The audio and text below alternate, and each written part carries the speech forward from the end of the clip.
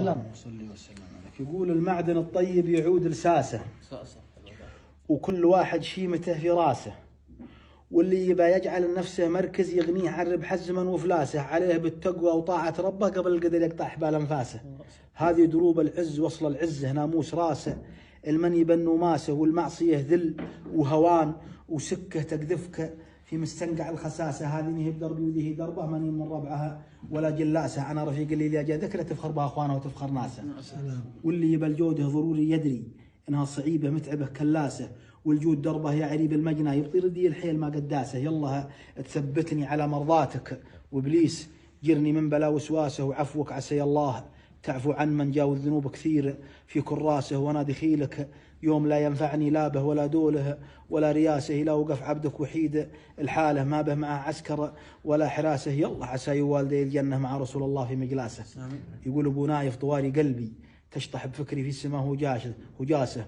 يقول ابو نايف طواري قلبي تشطح بفكري في السماء هجاسه، ومشتاق للرجم الطويل العالي ابطيت ما شرفتنا في راسه. وبديت به يوم الهبوب الغربي كانه يلاحس خاطري نسناسه. مشتاق للرجم الطويل العالي ابطيت ما شرفتنا في راسه، وبديت به يوم الهبوب الغربي كانه يلاعب خاطري نسناسه. انا وواحد من عيال اخوالي اخ وصديق لي وزميل دراسه، رجال كفو اشتد به وعده فلقد الدعوه شبه من حاسه. عريب مجنى بين بيه وخاله بيتين تزهل عرفه والسياسه، رجال توه يوم كبلوا العكا نضاج البنه في محماسه. الكيف سوها جعل بيك الجنه يبري من الراس الصليب عماسه. اطلع لنا دله الداوي ضارب راس المريضه نشمها بانفاسه. قمت انا اقصد لها وهو يكتب لي في ديت ابو حبرها وابو قرطاسه. اكتب مدام ان الحلايل جتني مهره وسيف احدب ودرع وطاسها، عنها شعر وقصايد تفضي على حماس المستمع حماسه. منيب ذي الانوار صيد الجزله يخيبه عند الحدد